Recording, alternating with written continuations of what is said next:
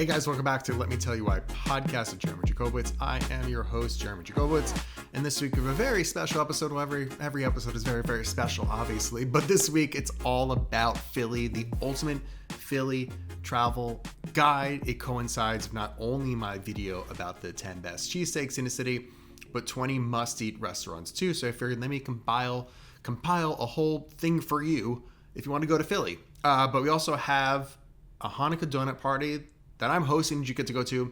Plus, of course, new restaurant news in New York City. If you're like, I don't want to know about Philly, I got stuff for you anyway. But of course, before we get into the main topic, JeremyJShop.com, all of my merch. I'm actually not wearing my merch for the first time recording this right now, but all the merch is on sale for the holidays. If you're listening to this, it might be too late for you to get the merch on Christmas Day. It's just the way it works. I'm so sorry, but it might just scoot in. You could order it might just scoot in, but you know what? Even if it comes a day later, you're not hanging out with everybody on Christmas and the first day of Hanukkah this year. Same day this year, actually. Get the stuff in.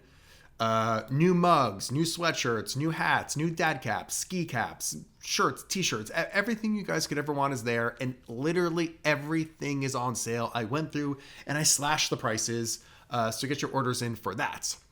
And then I am hosting an incredible event. It is called The Great Hanukkah Donut Duel.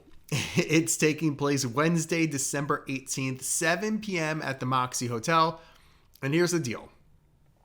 Some of the best restaurants in New York City, Masiba, Kafar, 12 Chairs, and more, are all going to be bringing donuts and competing to see who is going to make the best one for Hanukkah. And the best part is all you guys get to be involved. If you buy a ticket, you get to taste every single donut for free, all of them. Plus you get one drink. So this is 21 plus just because of that. But come hang out with me and eat donuts and have fun. And links for that I will put into the show description so you can buy your tickets. But let's get into the main topic today, which is all about Philly and their food scene. Every time I go back, I am like more and more blown away by what I discover. I started going there a few years ago on this mission to like figure out what the best cheesesteaks were. And obviously I couldn't just eat cheesesteaks.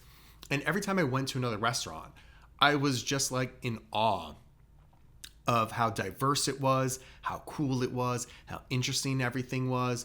And honestly, at the end of the day, like just how delicious everything was. So what I've done is compiled one giant guide for you.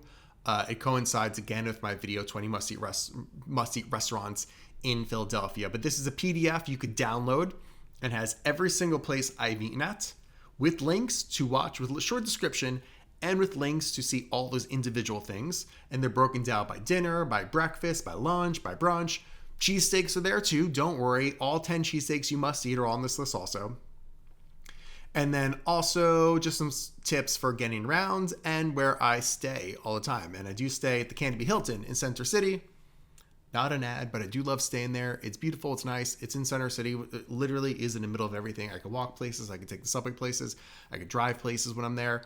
People made fun of me for taking a subway when I was there, but it was $1. And you know what? Even if they said it was a little unsafe, I thought it was fine. It was a little dirty, but you know what? It's a subway. It's fine. So you could download that PDF either in the newsletter or in the show notes for this episode, as well as I made a Google map containing all these places too. So if you go to Philly and you're walking around and you just want to see every place that I've been, that is there. The link is in the same place in the newsletter if you sign up for that, or in the show notes.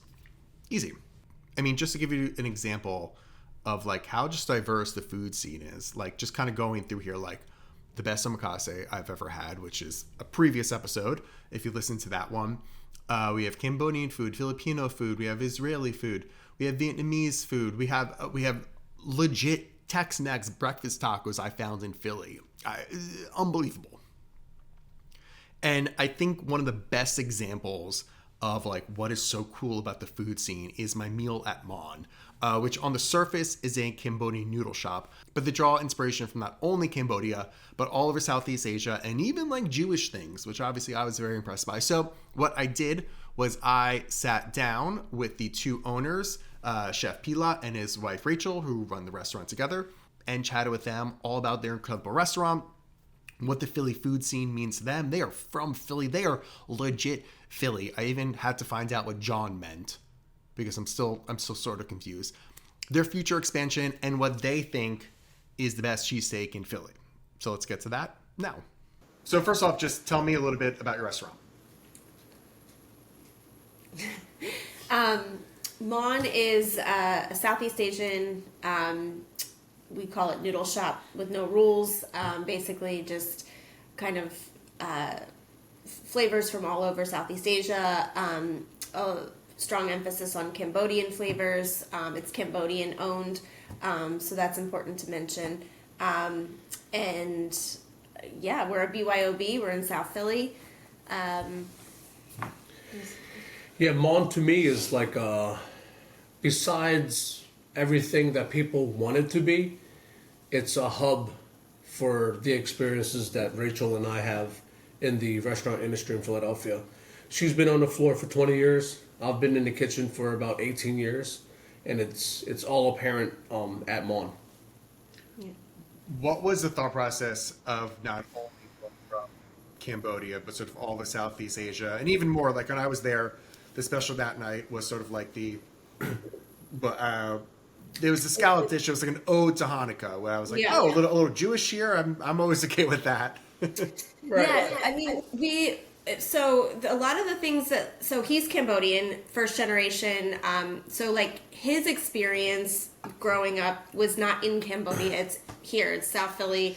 And then to sort of tie in, we wanted to sort of incorporate things from both of our lives, both of our cultures. So sometimes, so the soup, for example, we have our Mawn noodle soup on the menu, which is more of like a Jewish broth, like a Jewish like matzo ball soup broth, if you will, more of those flavors. But then it kind of goes into some typical chicken soup that he would grow up. So it's sort of like a melding of the two flavors for that. The special that night was sort of like his inspiration was the latkes, applesauce and potatoes and the creaminess and all of that. So we just like to sort of make good food and present food that's fun and interesting and not set in one box, if you will. I always said to other chefs, especially younger chefs or cooks, that a couple of years ago, I didn't really think about opening a restaurant. I just wanted to find any way possible to own our own time, any way possible, and the best method for us was to open up a restaurant. So coincidence or not, it's that latke scallop special is very symbolic to like my mind frame as a chef right now. It's because I own my own time, because we own our own restaurant, we can do basically whatever the fuck we want to do. Yeah. So we took a latke, which is a Jewish potato pancake, normally served with creme fraiche, if you're fancy, applesauce, and eaten with family. We took that, made like crispy potato crumbs. It was the first time I ever made applesauce. We put some palm sugar in it, just to keep it real. Put some expensive scallop on it, did a chive oil, and at the end of the day, it looked fancy and all, but it did remind me of eating latkes at our aunt's house. Yeah. That being said, we kind of do whatever we want to do, and sometimes we get some people that are trying to find themselves really in trying to reflect that on us, like, oh, this isn't authentic or this isn't whatever, and it kind of fuels me to even do more things that we just want to do, Yeah. because now we own our own time. So Mawn is a hub for our experience. Yeah, I mean, that's what I tell everyone about sort of like what I do now compared to when I work in Right. TV. Like, it is like the number one difference, even though there's a lot of differences, is like I can do whatever the fuck I want to do. Like, if I have an idea for something, It's a beautiful thing, man. This is the Yeah. joy. Yeah. Yeah, for sure. I think I used to work with a guy, Rob Tolan, a really special chef in Philadelphia. I think it wasn't from him, but he had like one of those memes, and I read it. It said, when you no longer need to be the best is when you're free. I swear to you, it like blew my mind. I was like, oh, I don't have to always try to be the best thing. I just want to be myself. Yeah, and I think too, like getting back to the authentic thing, I think like I see that comment a lot in a lot of my videos, because at the end of the day, I only have a minute 30 in these videos to explain the food, and it's sort of easiest to break it down and what it generally is. And even though I know it's not super authentic, it's just like I can't get to nitty gritty of it, and people get so upset about it. And I'm always like, yes, the jumping off point is this, but it's also a chef. Like the reason why we have all these incredible dishes is because chefs take something, they put their life experience behind it, and because it becomes their own, and like that's the joy of food. And maybe people shouldn't get upset about that. Yeah. And there are a lot of people doing traditional and authentic food to wherever they're in Philly and beyond. And I think, and there's a place for that, but there's also a place for this. And I think that's what is confusing for people to like wrap their head around, is like that it doesn't have to be exactly like how your mom made it, because you could just go to your mom's house. You've chosen to come to our house. Like, this is what we're doing, Go to your mama's house. So it's funny, in turn, people that know us or have grown to know us come into the restaurant and they're like, these motherfuckers are authentic. Like, we're Philly as shit. Yeah. Well, that leads to my next question. Like, for somebody outside of Philly, myself included, like, what do you think they don't understand about the Philly food scene? That's a really good question, actually. I think people didn't understand how serious the food scene was, because there was a famous notion that Philadelphia was always New York's little cousin. But I always grew up with the joke, what the best part about New York is? The train ride back to Philadelphia. So like when people come and they automatically think, New York is a little bit too busy, let's just go to Philly. And then all of a sudden you go to an Angelo's cheesesteak where he's banging out his own bread and making sensual fucking sandwiches. When you go to Kalaya and there's this lady who's like gatekeeping that category. When you go to Mawn and it's a hub of just like, our food. All of a sudden you're like, oh shit, Philly's top 5. I also feel like people in Philly have a lot of pride a lot of times, and a lot of pride for the Too city, much fucking pride. and a lot of pride, and so for people like us, for example, that are from here, born and raised, like this is the only place we ever lived. Like this is, I feel like you can feel that like through how we, put things out there. And I also think that at least where Philly's food scene is now, a lot of the restaurants that have come out in, the last, several years or whatever in recent, are people that have been, a lot of times somewhere in there, have been in the industry here for a long time and have stepped away and doing, putting their own stamp on it. And I think that is, I would imagine that that's probably unique for here versus like somewhere like New York that has a lot of people that come into the city and want to like make their big break and put their food out there in this big town. Whereas here, I feel like there's a lot of like, I started here, now I got to here. Right. There's definitely a good ladder system in Philadelphia. Also, I know this other chef from Delaware, and I'll never forget that he said, I'm from Delaware, from Wilmington, and I wanted to cook in Philadelphia just to see if I can really do it, And just from hearing him say that, I knew that cooking in Philadelphia is top tier. If you can cook in Philly, you can probably cook anywhere else. Yeah. I'm dead serious. You guys, I guess, you guys told me when I was in a restaurant, but I think it was announced this week, the new restaurant. Mm-hmm. Yeah. Yeah.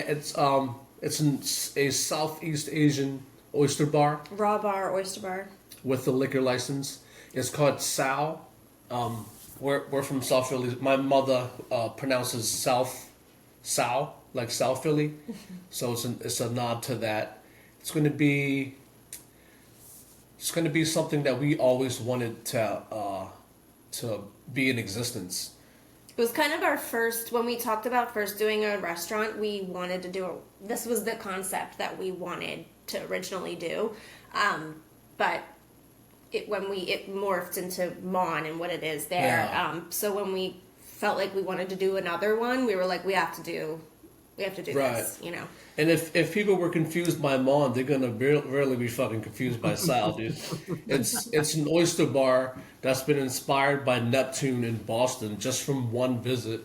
But you're gonna get oysters that are like traditional in a way, but it clashes with a bunch of Southeast Asian sauces, and the marriage is absolutely amazing. I can't wait to do it.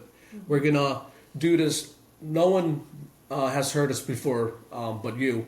But what we're gonna do is try to reimagine raw fish, and we're gonna sell crudo by the ounce.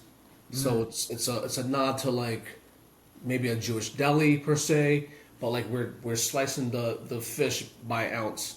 So you get the choice of the rotating fish, and also you get to choose how many ounces of it that you want. No, I love that. What's your favorite thing on the menu now? On Mawn or on South? Yeah.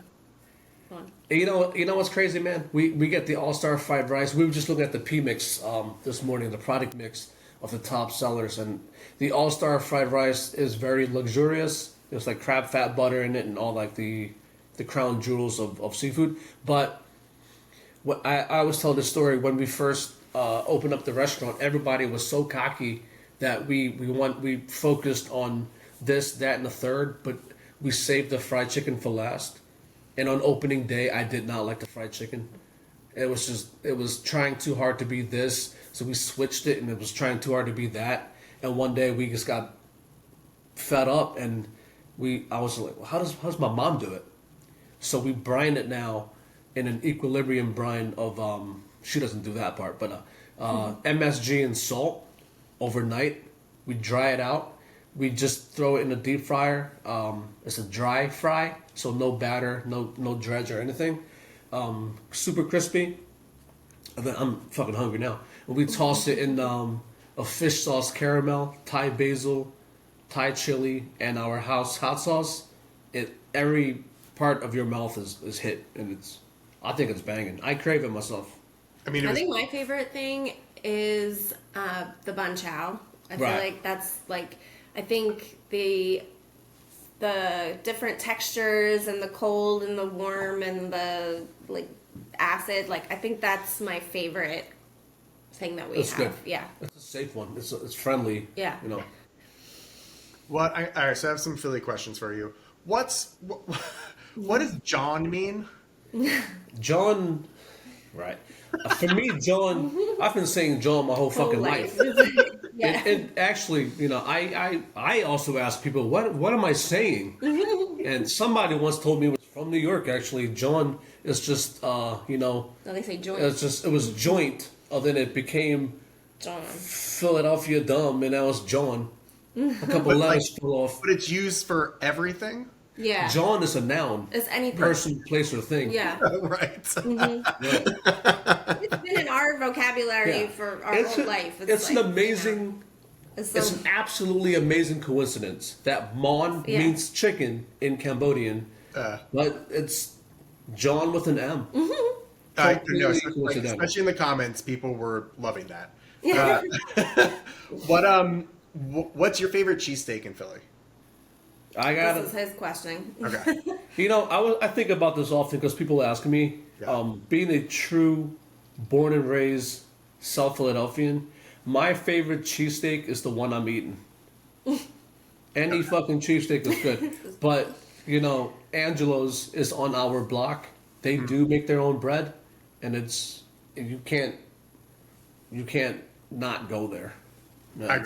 But when he's ordering a cheesesteak every night, when we get home, because that does happen, it's from Gino's with cheese fries. I'm so Philly that I have gout, and I still eat cheesesteaks. It's worth the gout. And then last question: what in your eyes is like the most iconic Philly restaurant? If I have friends in Philly and they're like, we got one stop, I always say go to Oyster House. Oyster House I think it's the best restaurant in Philadelphia. It's consistent. Mm-hmm. It's always too fucking cold to stay long.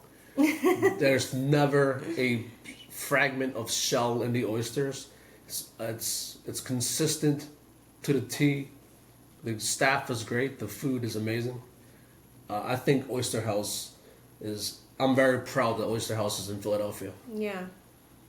All right, thank you guys again for doing that with me. You guys have to go to Mawn. I loved it. It was also just like a good vibe. It was like soul filling in both the bites and the flavors and the vibe happening there. And at the end of the day, just delicious food. So that is an absolute must. I got to go back to eat at their new restaurant that opens. Again, I like them every time you can pull a little bit of Jewish into something, I'm obviously into and mixing, cultures and thoughts and foods. We are America. We are a melting pot. And I love seeing those things come together in incredible food. Okay, I also reached out to you guys on Instagram and I asked if you guys have any specific questions about Philly that I could answer. And we got a few good ones. This one says, why aren't you at Pat's Steaks Stands? They're the GOAT. So, I think like the big generalization about cheesesteaks in Philadelphia is Pat's and Geno's, Pat's and Geno's, Pat's and Geno's. And I really try hard with my videos to have a good mix of what is the best, what is the most classic, what is this story, how much does everyone already know, and whatever. And I just found that like there are so many cheesesteaks to eat in Philly that even though those are the two classics, I don't want to just make the same content as everyone else. And I could still tell a story about some other classic cheesesteaks, which are certainly in my list, without making it the same. And I think that like what I like too is like when I got comments from lots of people from Philadelphia or lots of comments in all these videos, no matter where they're from, being like, we appreciate that it doesn't say Pat's and Geno's. And it doesn't mean those places are good or bad. It's just like, okay, there's a billion videos out here about this. Like, how is yours going to be different? So that's the only reason. Nothing specific against them. It's just that philosophy of mine was trying to make these videos. Someone's asking, how can I eat all these food and stay fit? Well, I do work out every single day and do try and balance my food every single day. And even when I was in Philly last time, I basically ended up eating breakfast and dinner only and no lunch. And it worked out every single day. There's a Barry's. It's like a 15-minute walk from my hotel. So I did Barry's every single day. And then I could eat all the food. This one said, which restaurant surprised you the most in Philly? I don't know if there's like even one place that surprised me the most. I just think it's this overall thing of like, one, this New York perspective. I was like, oh, whatever. It's Philadelphia. How could it compete with New York? And blah, blah, blah, blah, blah, blah, blah. And... and also sort of like not even understanding just how like diverse the food scene is. I certainly didn't, especially when the jumping off point for almost everybody. I feel like when you talk about Philly food, the very general spectrum is like cheesesteaks, obviously. So then to like find this like incredible Thai restaurant that's some of the best I've ever had. It's so spicy and so interesting and this beautiful restaurant. Like that's just not what comes top of mind when you're thinking generally about Philly. And I think that is what makes it so exciting, from like high end to low end, all these different cultures coming together. Like that's what makes food cities incredible to me. And Philly certainly has that. Okay.